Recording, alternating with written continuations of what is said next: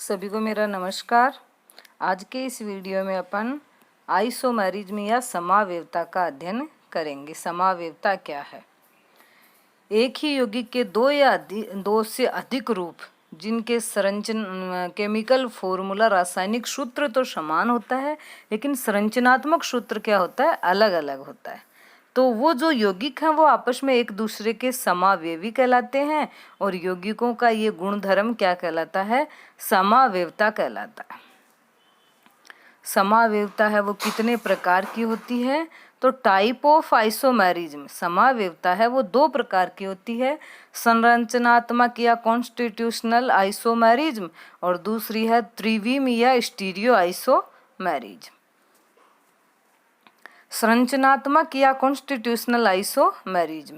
संरचनात्मक समावेवता में क्या होता है? जो भी एक कंपाउंड ले लिया अपन ने, जैसे एक रेफरेंस या संदर्भ के रूप में कोई एल्कोहल, कोई हाइड्रोकार्बन, कोई कार्बोनिल कंपाउंड लिया, वो कंपाउंड है वो दो या दो से अधिक रूपों में पाया जाएगा।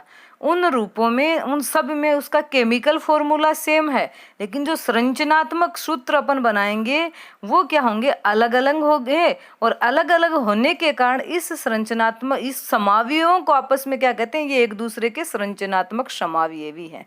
तो संरचनात्मक समावयवता के अंदर केमिकल फॉर्मूला सेम होता है, लेकिन उसकी जो अरेंजमेंट है, यौगिकों के जुड़ने, यौगिक जो है उसके अंदर परमाणुओं की जो व्यवस्था है वो क्या हो जाती है? अलग अलग हो जाती है। संरचना अलग अलग हो जाती है, संरचना सूत्र अलग अलग होता है। ऐसे समावयवी क्या कहलाते हैं? एक दूसरे के संरचनात्मक समावयवी। और ये समावयवता क्या कहलाती है? संरचनात्मक समावयवता। तो ये जो संरचनात्मक समावयवता है वो भी अलग अलग प्रकार की होती है। सबसे पहले है चैन आइसोमेरिज्म या श्रृंखला समावयवता। तो जो चैन आइसोमेरिज्म या श्रृंखला समावयवता, अपन किसी हाइड्रोकार्बन की लेके चले, सबसे पहले पेंटेन को देखें, तो पेंटेन चैन आइसोमेरिज्म में उसकी चैन है जो वर्ड रूट 5 कार्बन की अगर एक सीधी चैन बनती है तो उसे अपन कहते हैं पेंट। तो वर्ड रूट पेंट होता है, लेकिन वो 5 कार्बन की चैन अगर 4 में बदल जाती है और एक कार्बन एल्किल के रूप में, प्रतिस्थापी के रूप में जुड़ जाता है, तो चैन में कार्बन की संख्या क्या हो जाती है? कम हो जाती है, 4 हो जाती है। अगर 2 कार्बन, 2 एल्किल समूह वो प्रतिस्थापी के रूप में हो गए तो क्या हो गई? चैन में कार्बन की संख्या 3 हो गई। तो जो चैन आइसोमर जब एक दूसरे के बनते हैं, किसी कंपाउंड के चैन आइसोमर होते हैं, उन चैन आइसोमर में वर्ड रूट या चैन की जो लेंथ है वो 5 से 4, 4 से 3 चैन चेंज होती रहती है। तो ऐसे समावयवी क्या कहलाते हैं? चैन आइसोमर कहलाते हैं।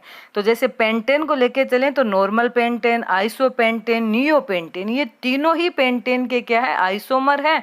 और कौन से आइसोमर है? चैन आइसोमर है।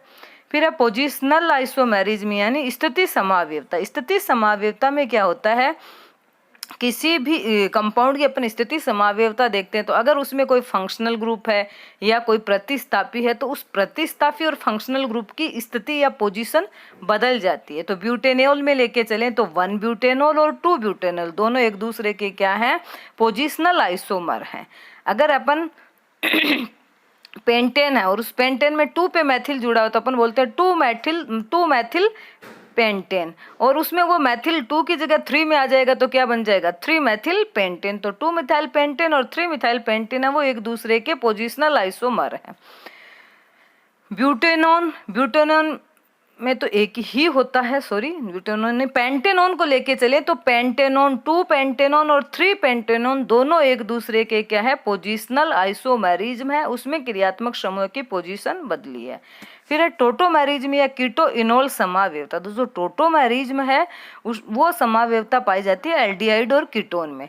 एल्डिहाइड और कीटोन है वो इनओल में बदल जाते हैं। तो ये एक दूसरे के क्या है? चलावेवी हैं, और ये समावयवता चलावेवता कहलाती है।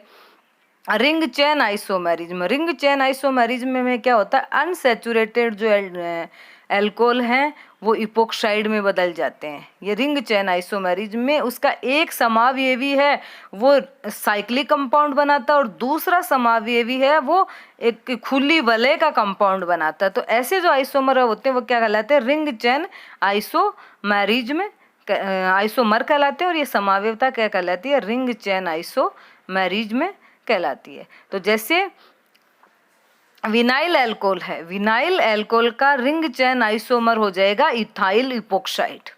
फिर है मेटामेरिज्म। मेटामेरिज्म जनरली उन यौगिकों में पाई जाती है जिनमें बाई फंक्शनल द्विसंयोजी समूह होता है, द्वि मतलब जिसकी संयोजकता 2 होती है, जैसे कीटोन। कीटोन का जो कार्बोनिल समूह उसके दोनों तरफ 2 संयोजी समूह जुड़ते हैं, 2 अलग अलग प्रतिस्थापी जुड़ सकते हैं, सेम जुड़ सकते हैं, लेकिन उसकी संयोजकता 2 है। ऐसे ही सेकेंडरी एमीन में भी 2 अलग जुड़े रहते हैं। तो जो बाई फंक्शनल जैसे ईथर है, कीटोन है, उनमें क्या पाई जाती है? मेटामेरिज्म पाई जाती है। ईथर में एल्कोक्सी एल्केन का जो ये ऑक्सीजन है ईथर का, उसके दोनों तरफ जुड़ने वाले एल्किल समूह आपस में चेंज हो जाते हैं। फिर है फंक्शनल ग्रुप आइसोमेरिज्म। जो फंक्शनल ग्रुप आइसोमेरिज्म है उसमें एक क्रियात्मक समूह समावयवी दूसरे में बदल जाए। एल्कोहल है वो ईथर का क्रियात्मक समूह समावयवी है, एल्डिहाइड है वो कीटोन का क्रियात्मक समूह समावयवी है, कार्बोक्सिलिक एसिड है वो एस्टर का क्रियात्मक समूह समावयवी है। तीनों टाइप के जो एमीन प्राइमरी सेकेंडरी टर्सरी वो भी एक दूसरे के क्या है? क्रियात्मक समूह समावयवी है। फिर है स्टीरियो आइसोमेरिज्म यानी त्रिविम समावयवता। तो त्रिविम समावयवता में क्या होता है? जो कंपाउंड है उनके रासायनिक सूत्र है, केमिकल फॉर्मूला है, वो भी समान होता है, संरचना सूत्र भी समान होता है, लेकिन स्पेस में जो अरेंजमेंट ऑफ एटम है वो क्या होता है? अलग अलग होता है। तो वो समावयवी एक दूसरे के त्रिविम समावयवी कहलाते हैं, और यौगिकों का ये गुणधर्म क्या कहलाता है? त्रिविम समावयवता कहलाता है। और त्रिविम समावयवता है वो 2 प्रकार की होती है, ज्यामिति समावयवता और प्रकाशिक समावयवता। ज्योमेट्रिकल आइसोमेरिज्म और ऑप्टिकल आइसोमेरिज्म। ज्योमेट्रिकल आइसोमेरिज्म है कोई कंपाउंड है, कोई यौगिक है, वो कब ज्यामिति समावयवता दर्शाएगा, उसके लिए जरूरी जो कंडीशन है वो क्या है कि एक तो जो यौगिक जिसमें अपन ज्यामिति समावयवता देख रहे हैं या जो ज्यामिति समावयवता दर्शा सकता है वो एक प्लेनर होना चाहिए या साइक्लिक होना चाहिए, चक्रीय होना चाहिए, या फिर क्या होना चाहिए? समतल होना चाहिए, प्लेनर होना चाहिए। दूसरा, जैसे अपन किसी जो ज्यामिति समावयवता है वो जनरली एल्कीन वगैरह में, या जो अनसैचुरेटेड हाइड्रोकार्बन है, अनसैचुरेटेड कार्बनिक कंपाउंड है, उनमें होती है।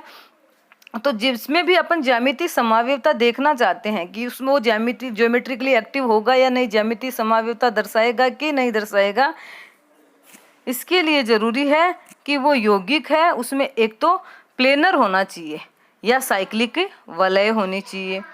दूसरा, जिन 2 कार्बन जिससे जुड़े 2 कार्बन जो डबल बॉन्ड के द्वारा जुड़े हुए हैं वो ज्यामिति समावयवता दर्शा रहे हैं, उनके लिए जरूरी है उन कार्बन से जुड़े हुए प्रतिस्थापी भी क्या होने चाहिए? अलग अलग होने चाहिए, और रेस्ट्रिक्ट रोटेशन होना चाहिए। फिर ऑप्टिकल आइसोमेरिज्म, प्रकाशिक समावयवता।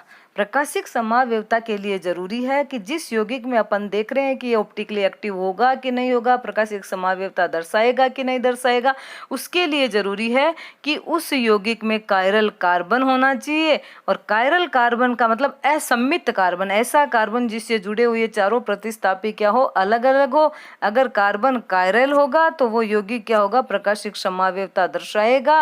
और प्रकाशिक जो समावयवी हैं वो 2 प्रकार के होते हैं, प्रतिबिंब समावयवी और विवरिम समावयवी, एनेंशियोमर और डायस्टीरियो आइसोमर। तो ये एक समावयवता का संक्षिप्त परिचय है। Thank you.